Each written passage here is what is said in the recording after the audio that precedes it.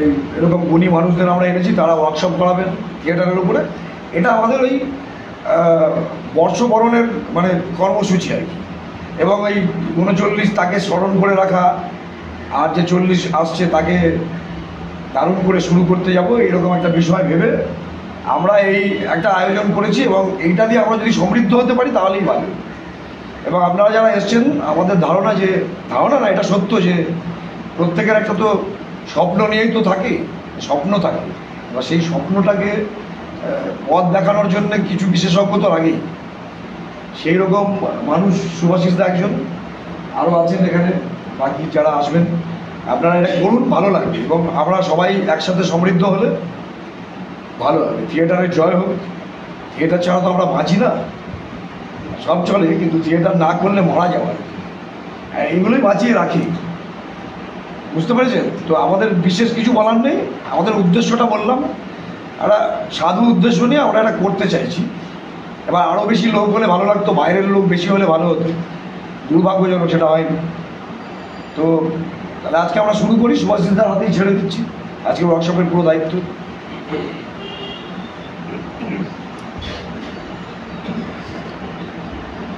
শুভাশিসদা তুমি না স্টার্ট বলে দিও, তাহলে ও ক্যামেরা তো ওর দিকে তাকালা বলবো কেন সেই অবস্থা। তো কোথায় যাবো, এটারও যদি অ্যাকশন বলে মানুষের।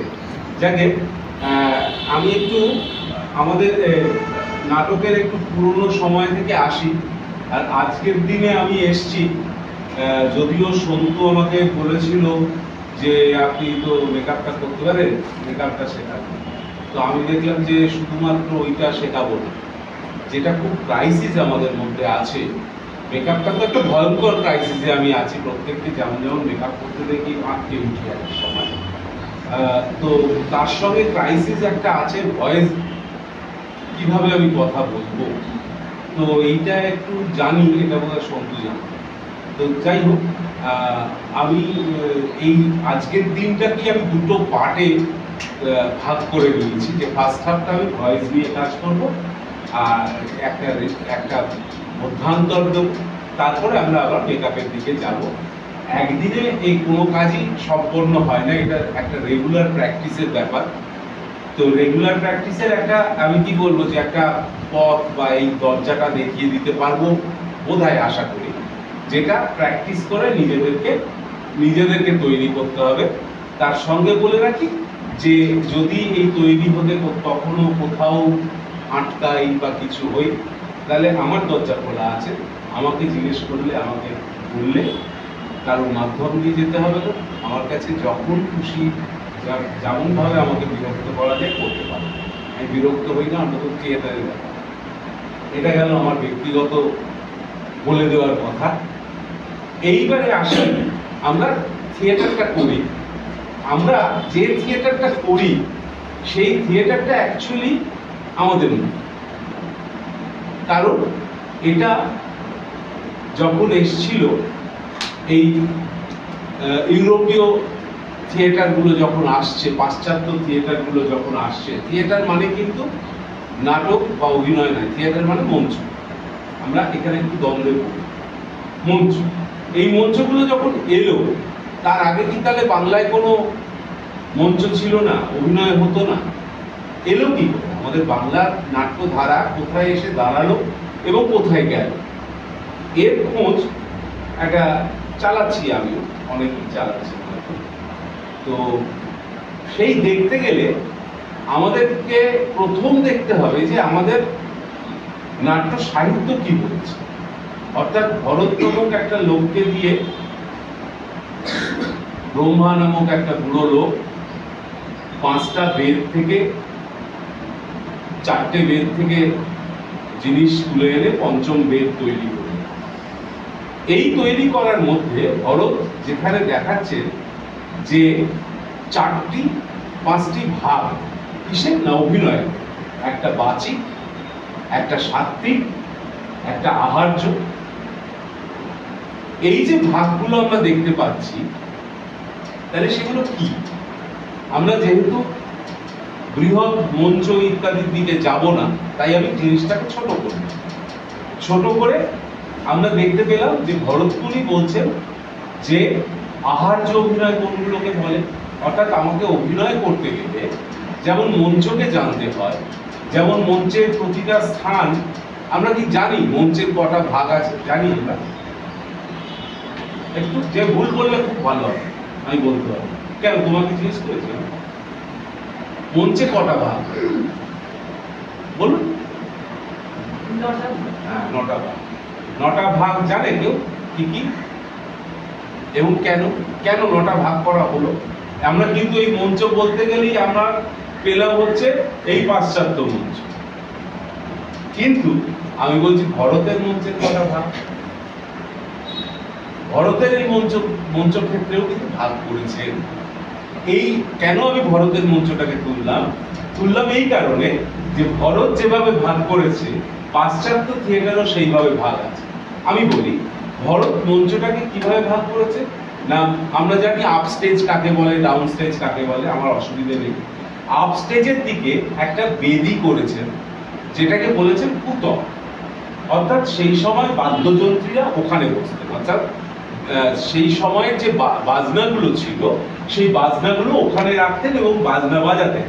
পুতবের দুটো পাশে দুটো দরজা ছিল, যেই দরজা দিয়ে অভিনেতা অভিনেত্রীরা মঞ্চে আসতেন। যেহেতু উঁচু থেকে নামতেন, আমরা এখনো কথায় কথায় বলি কোনোদিন মঞ্চে নেমেছিস?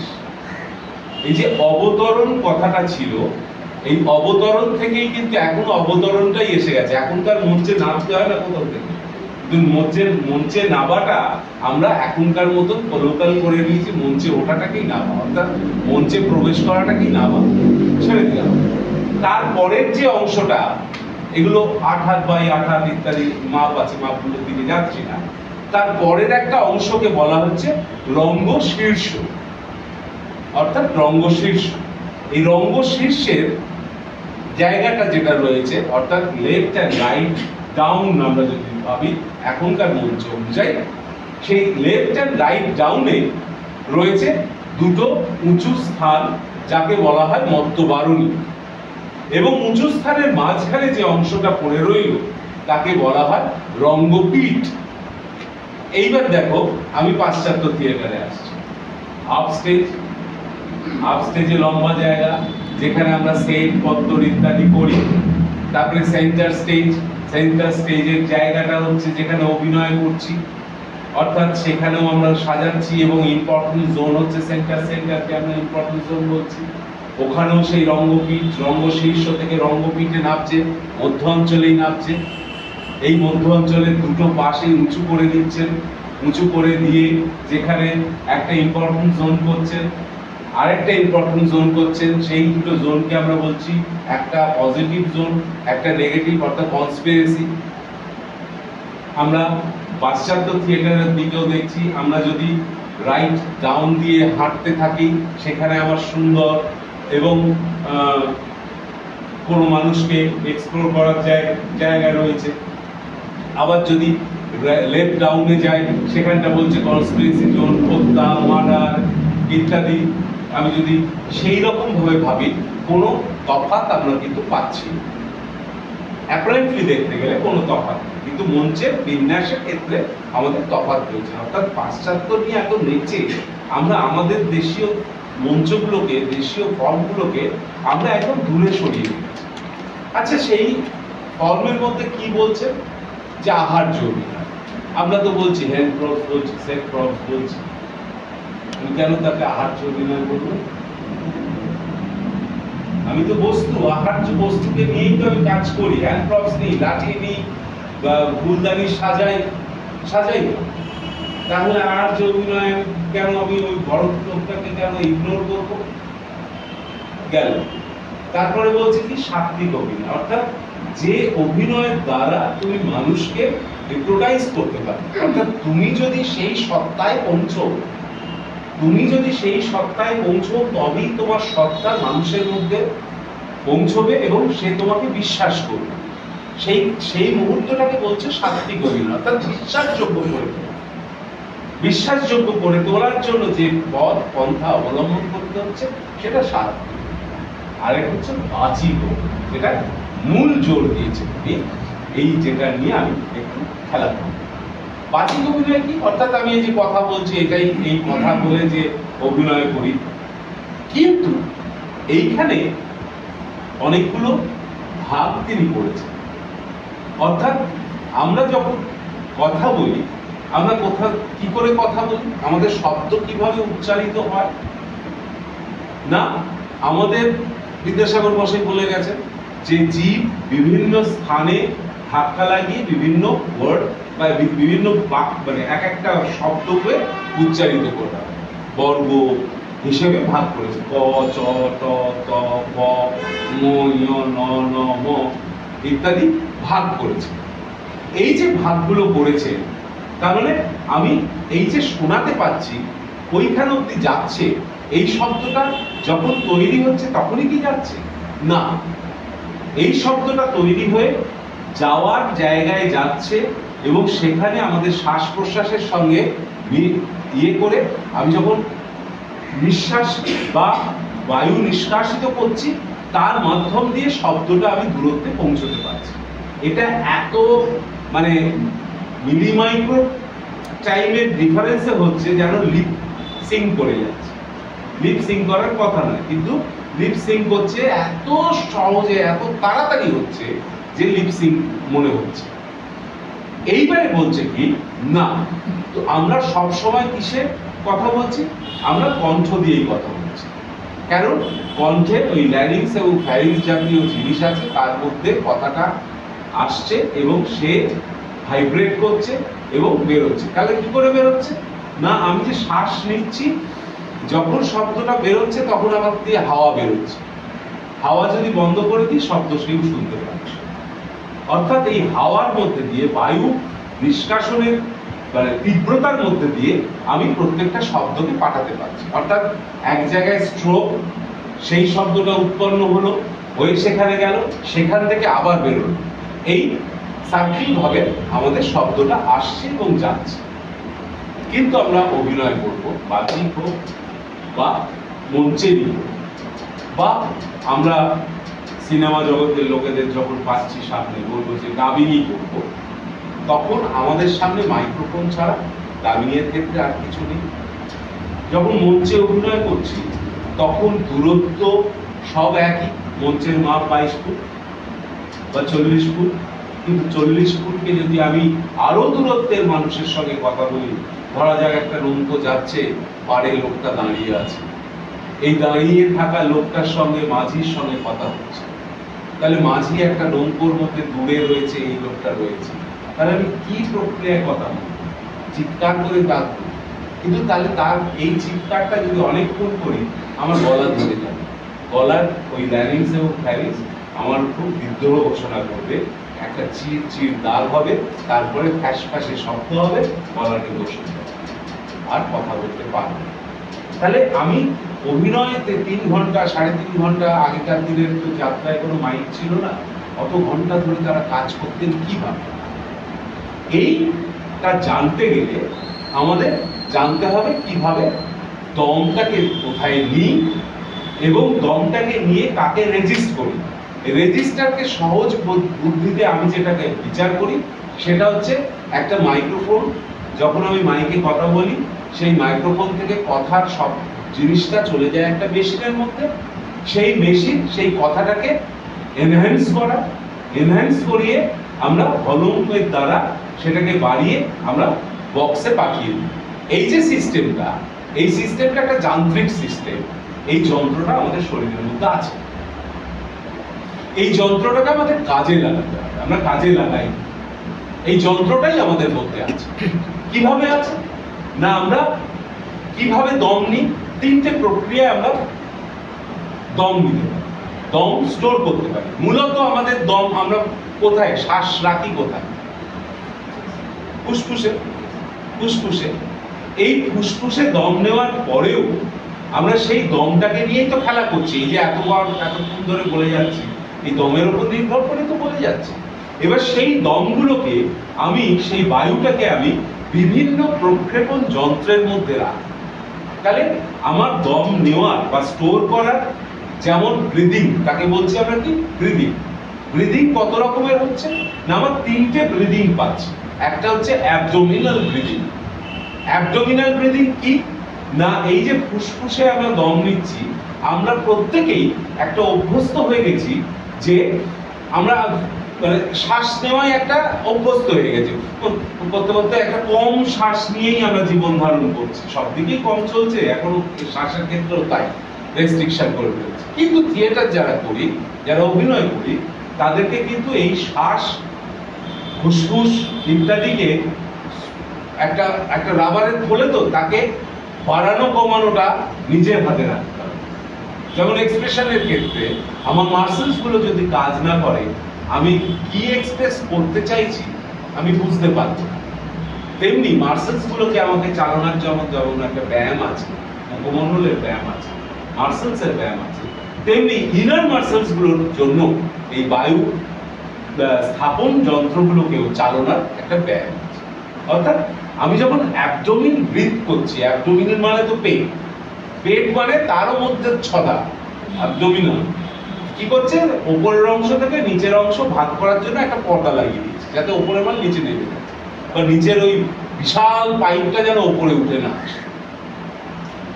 এইখানে কি করছি আমরা, করছি কি, এই যে ফুসফুসের এক্সপ্যান্ড করার ক্ষমতাটাকে বাড়াচ্ছি আস্তে আস্তে। অর্থাৎ বলে না পেট ভরে দম নাও, পেট ভরে তো দম নেওয়া যায় না। এই ফুসফুসটা পুরোপুরি যদি ফুলিয়ে নিতে পারি, ও গিয়ে ঠেকবে মধ্যচ্ছদার, মধ্যচ্ছদা নিচে নামলে কি হবে, নিচের যন্ত্রগুলো তখন সরবে, ওকে জায়গা দেওয়ার জন্য পেটটা ফুলে যাবে।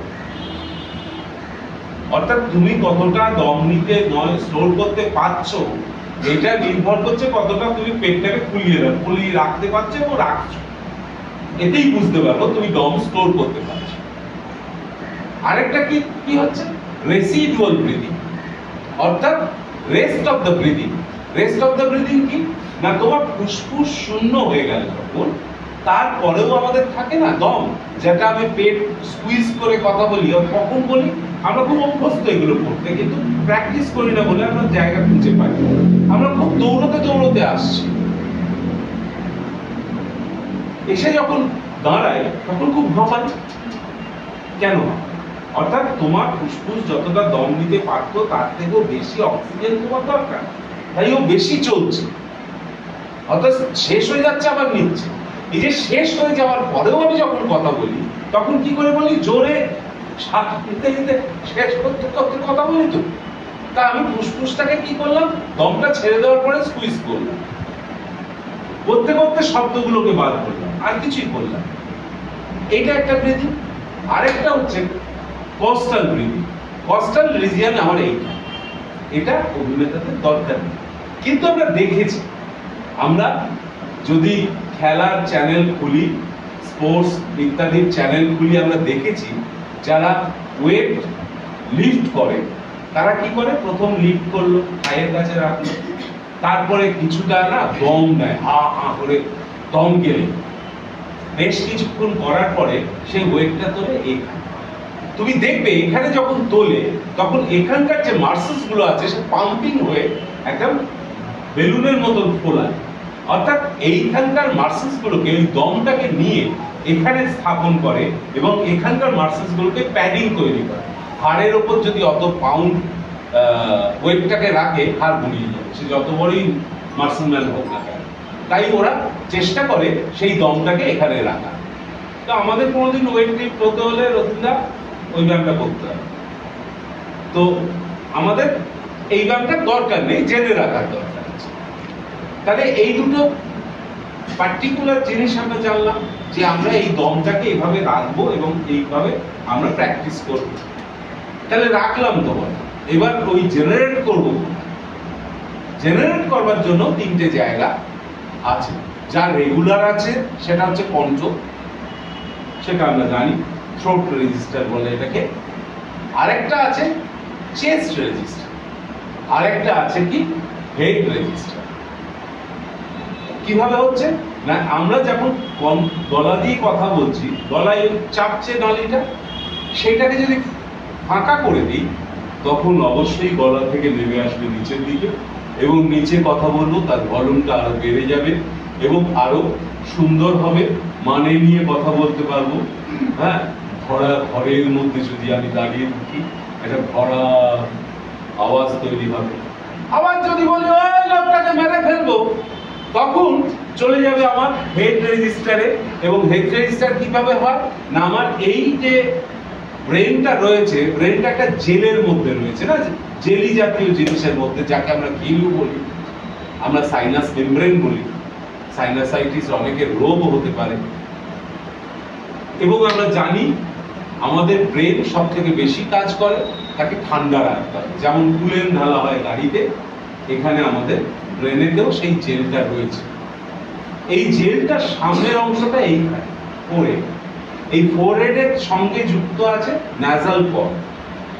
এই শ্বাস নিই, এখানে যায়, এখান থেকে আবার বের, এবং সেই শ্বাসটা গলা দিয়ে গলায় আছে, যার জন্য মা মাসিমারা বলেন খেতে খেতে কথা বলতে নেই, অর্থাৎ ওই শ্বাসনালীতে ভাত ঢুকে গেলে ভীষণ লাগে, অর্থাৎ ওই পাশ দিয়ে যাচ্ছে।